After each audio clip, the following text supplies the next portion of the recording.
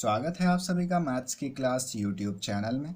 आज के इस वीडियो में हम बात करने वाले हैं ट्रिग्नोमेट्री के समरी वीडियो के बारे में। जैसा कि मैंने आपको पहले ही बताया हुआ था कि हम जैसे भी किसी चैप्टर को ख़त्म करेंगे तो हम उसके लिए एक समरी वीडियो लेके आएंगे, जिसमें हम जितना भी हमने बताया है ट्रिग्नोमेट्री, जैसे हमने ट्रिग्नोमेट्री के चैप्टर में जो जो पढ़ा है वो इस वीडियो में हम उसका सार जान लेंगे। यानी कि इस शॉर्ट से वीडियो में मैं उसको छोटे से छोटे शब्दों में मैं आपको एक्सप्लेन करके इस वीडियो में मैं रख दूंगा। मगर उसके पहले आपको ये वीडियो तभी समझ में आएगा जब आप उन सभी वीडियो को देखे होंगे, क्योंकि हम इसे शॉर्ट फॉर्म में बताएंगे तो उस तरीके से हम आपको नहीं बता पाएंगे। तो अगर आपने उन सभी वीडियो को नहीं देखा है तो ऊपर आई बटन पर क्लिक करके आप वीडियो को देख सकते हैं। तो आइए चलते हैं हम अपने वीडियो की ओर। तो अगर आपको हमारा ये वीडियो पसंद आए तो वीडियो को लाइक करिएगा, और अगर आपने हमारे चैनल को अभी तक सब्सक्राइब नहीं किया तो सब्सक्राइब करके नोटिफिकेशन बेल को ऑन कर लीजिएगा, जिससे कि हमारे नए नए वीडियोज़ की नोटिफिकेशन आपको सबसे पहले मिले।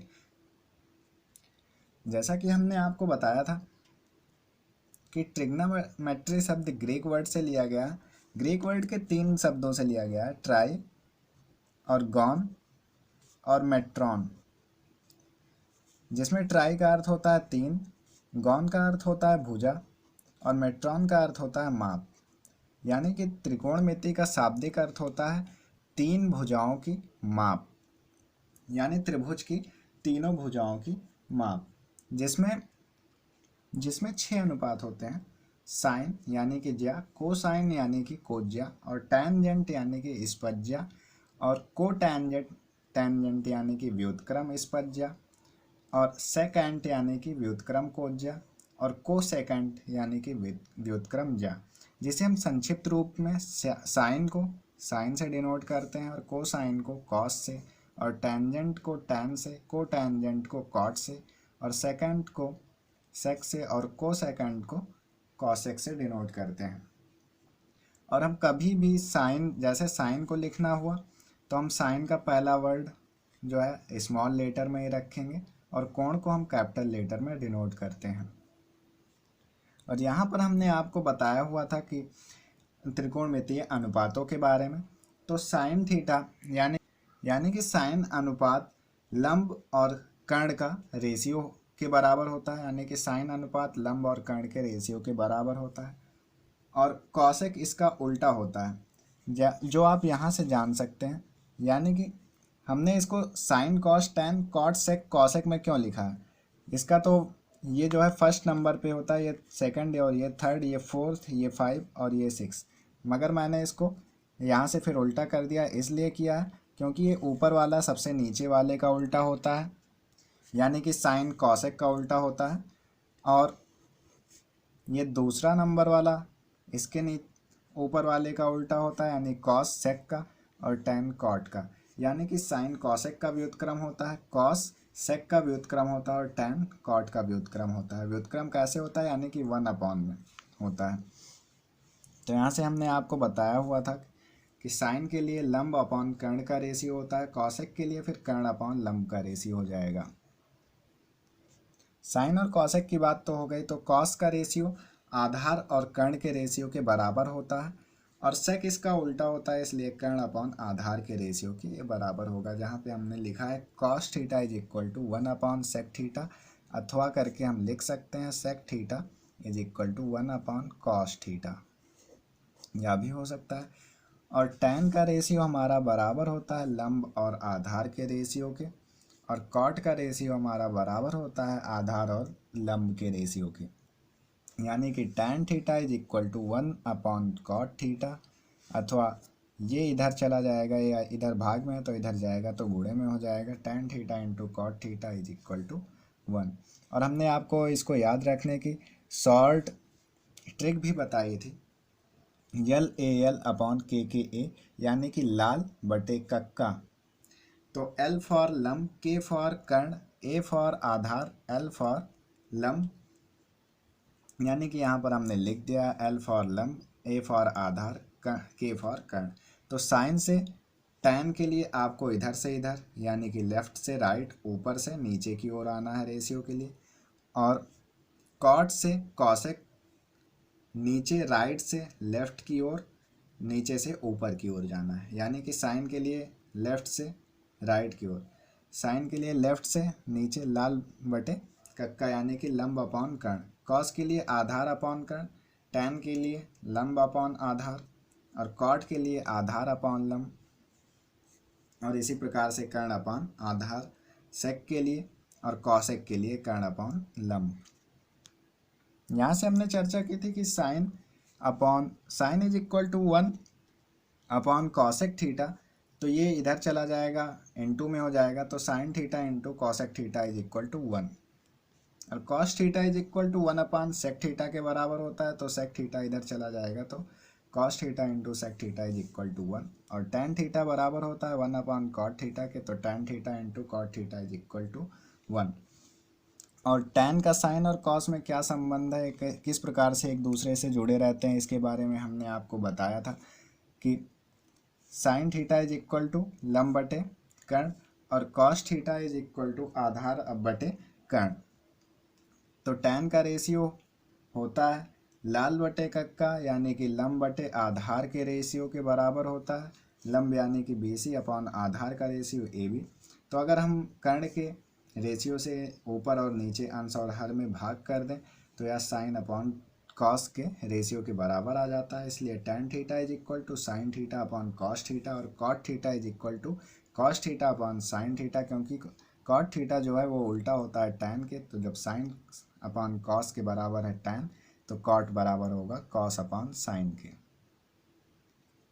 फिर हमने चर्चा करी थी पाइथागोरस थ्योरम के बारे में, जिसमें हमने बताया था आपको पाइथागोरस थ्योरम के बारे में। पाइथागोरस थ्योरम होती है कि किसी त्रिभुज समकोण त्रिभुज की कर्ण भुजा का स्क्वायर बराबर होता है उस त्रिभुज की लंब भुजा के स्क्वायर और आधार भुजा के स्क्वायर के योग के।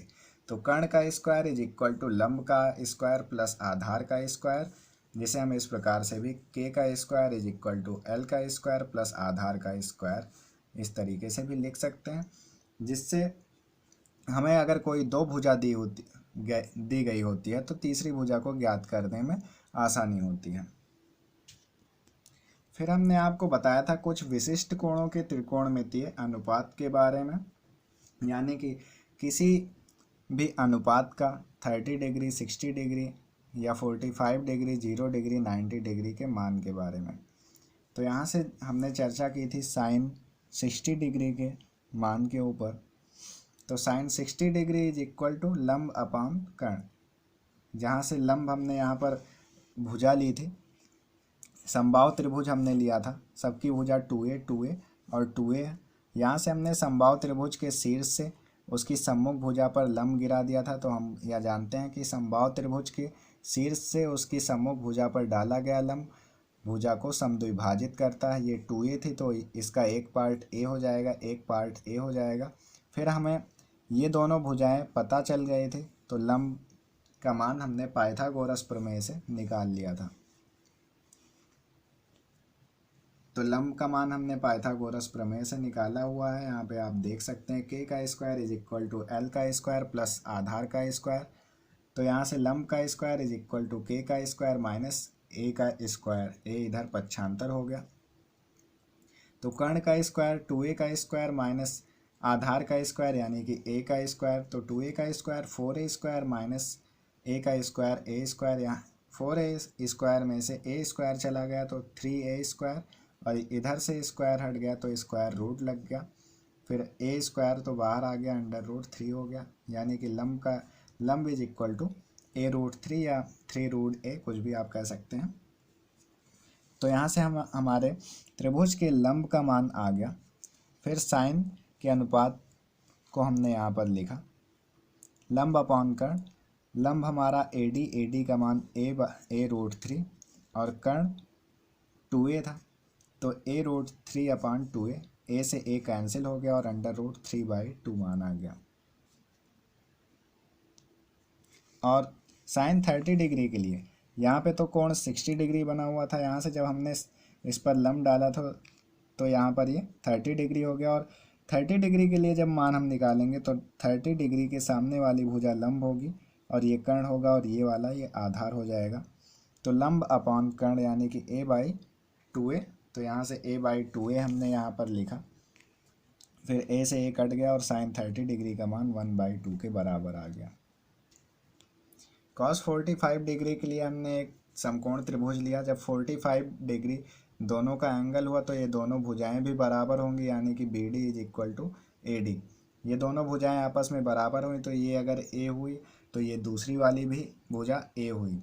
तो यहाँ से आप कर्ण का मान निकाल सकते हैं, k का स्क्वायर = 2a² और कर्ण का मान हो जाएगा a√2। और साइन 45 डिग्री यानी कि लंब अपॉन कर्ण, तो लंब का मान AD/AB, लंब का मान a अपॉन कर्ण का मान a√2। तो यहाँ से a से कट जाएगा और 1/√2 इसका आंसर आ गया।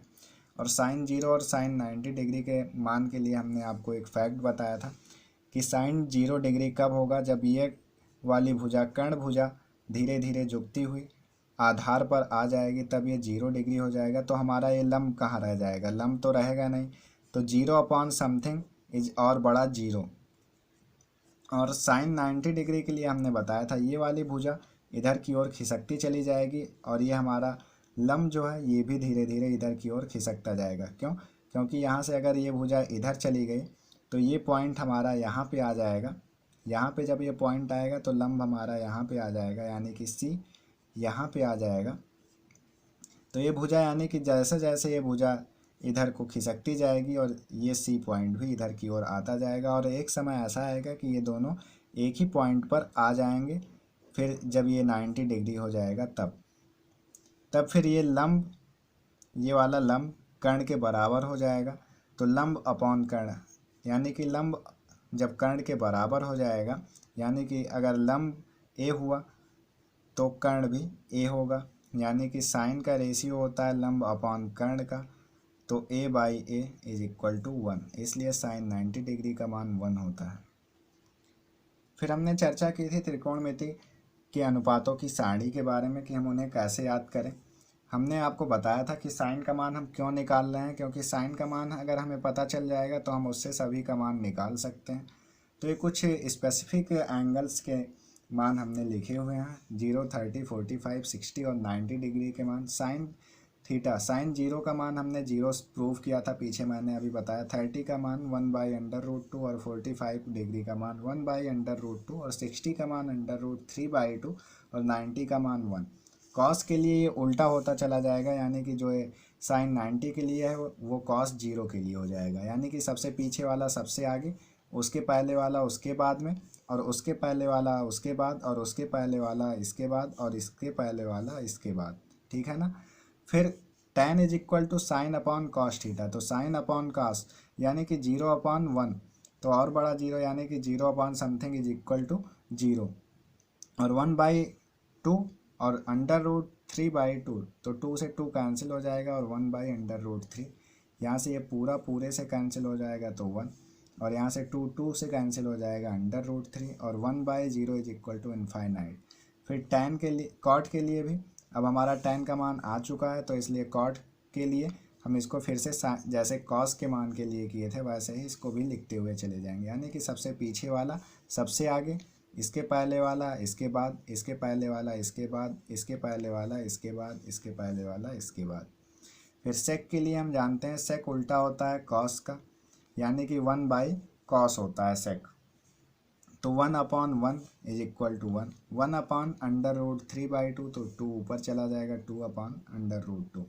इसी प्रकार से हमारा सेक का मान निकल आएगा और हम उल्टा करते चले जाएंगे तो कॉसेक का भी मान आ जाएगा।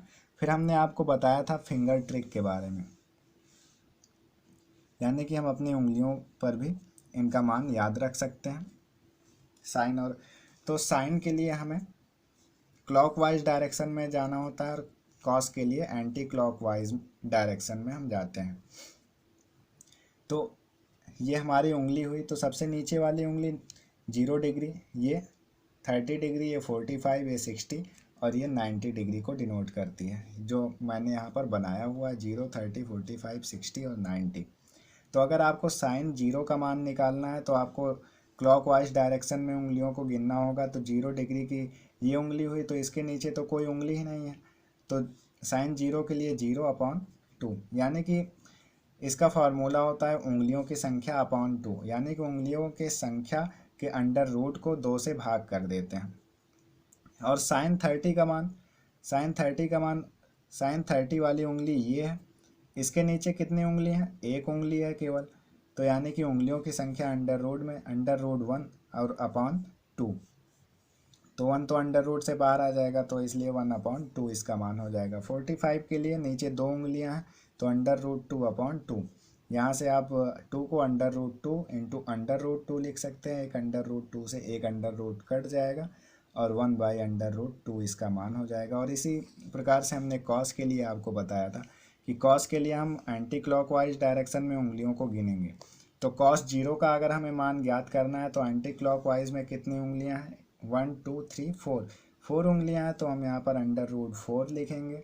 अंडर रूट उंगलियों की संख्या, उंगलियां हमारी 4 थी, तो इसलिए हमने 4 लिखा। फिर अपॉन 2, 4 का स्क्वायर रूट 2 होता है, तो 2/2, 2 से 2 कट जाएगा और ये इसका मान आ जाएगा 1। और cos 30 के लिए, यानी cos 30 की उंगली ये है, और एंटी क्लॉकवाइज में हम अपनी उंगलियों को गिनेंगे, तो 1 2 3 हो जाएंगे हमारी उंगलियां, यानी कि उंगलियों की संख्या अंडर रूट में, तो 3/2 यही हमारा इसका cos का मान हो जाएगा। फिर हमने कॉम्प्लीमेंट्री एंगल्स के बारे में बात की थी, जिसे मैंने आपको काफ़ी आराम से चतुर्थांश में समझा दिया था कि चतुर्थांश में ये प्रथम चतुर्थांश, या सेकंड यानी कि द्वितीय चतुर्थांश, ये तृतीय चतुर्थांश और ये चतुर्थ चतुर्थांश। तो प्रथम चतुर्थांश में 0 से 90 डिग्री तक के एंगल्स होते हैं, और सेकंड में 90 से 180, और यहाँ पर तृतीय चतुर्थांश में 180 से 270 तक के एंगल्स होते हैं, और चतुर्थ चतुर्थांश में 270 से 360 डिग्री तक के एंगल्स होते हैं। तो प्रथम चतुर्थांश में सभी पॉजिटिव होते हैं, यानी कि sine cos tan cot sec cosec सभी पॉजिटिव होते हैं, और इसमें साइन कॉस में बदल जाता है, कॉस साइन में बदल जाता है, टैन कॉट में बदलता है और कॉट टैन में बदलता है, सेक कॉसेक में बदलता है और कॉसेक सेक में बदलता है। और यही प्रक्रिया इसमें द्वितीय चतुर्थांश में रहती है, मगर कब, 90 प्लस थीटा डिग्री एंगल के लिए। 180 माइनस थीटा डिग्री के लिए कोण वही रहता है, यानी कि साइन साइन में ही रहता है, कॉस कॉस में ही रहता है, टैन टैन में ही रहता है, कॉट कॉट में ही रहता है, सेक सेक में ही रहता है, और कॉसेक कॉसेक में ही रहता है 180 माइनस थीटा डिग्री के लिए। अगर 90 प्लस थीटा रहेगा तो ये वाली प्रक्रिया लागू रहेगी, यानी कि प्रथम चतुर्थांश की प्रक्रिया लागू रहेगी, साइन कॉस में बदलेगा, कॉस साइन में बदलेगा, इसी प्रकार से और सभी कोण आपस में बदलेंगे। और द्वितीय चतुर्थांश में केवल ये होता है कि साइन और कॉसेक ही पॉजिटिव रहते हैं और सभी मान निगेटिव रहते हैं, यानी कि साइन और कॉसेक पॉजिटिव रहेगा और कॉस टैन कॉट सेक ये सभी के मान निगेटिव रहते हैं। यानी कि यहाँ पर अगर कॉस 90 प्लस थीटा होता तो cos 90 plus theta is equal to minus sine theta होता, और यहाँ पर अगर सेक 90 प्लस थीटा होता तो sec 90 plus theta is equal to minus cosec theta होता। ठीक है ना।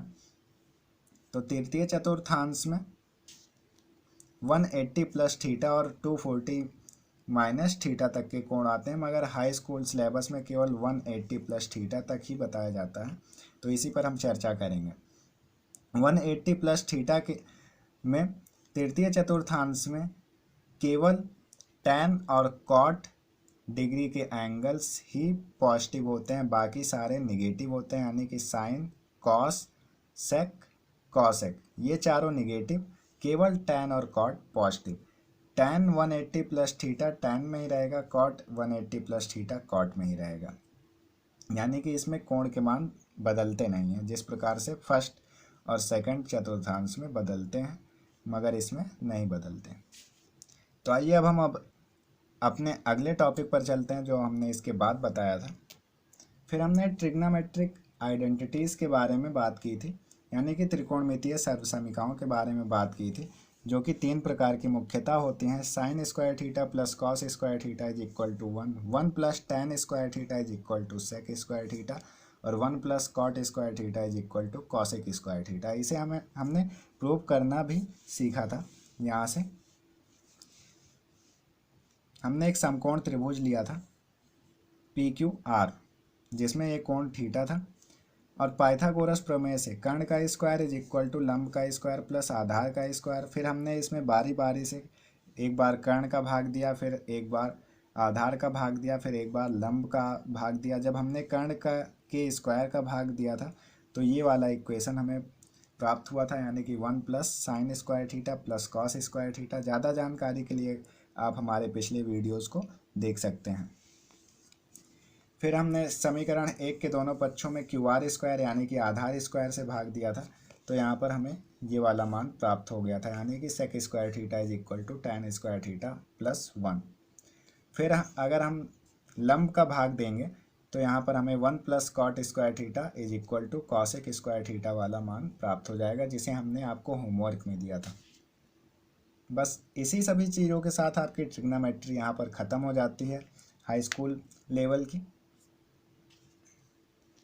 फिर हमने आपको कुछ क्वेश्चंस कराए थे और कुछ क्वेश्चन हमने आपको होमवर्क भी दिए थे। तो अगर आपको हमारा वीडियो पसंद आया तो वीडियो को लाइक करना मत भूलिएगा, और अगर आपने हमारे चैनल को अभी तक सब्सक्राइब नहीं किया तो चैनल को सब्सक्राइब करके बेल आइकन को ऑन कर लीजिएगा, जिससे कि हमारे सभी वीडियोज़ के नोटिफिकेशन आप तक सबसे पहले पहुँचें। तो इसी के साथ हम विदा लेते हैं और जल्द ही मिलते हैं एक और नए वीडियो के साथ।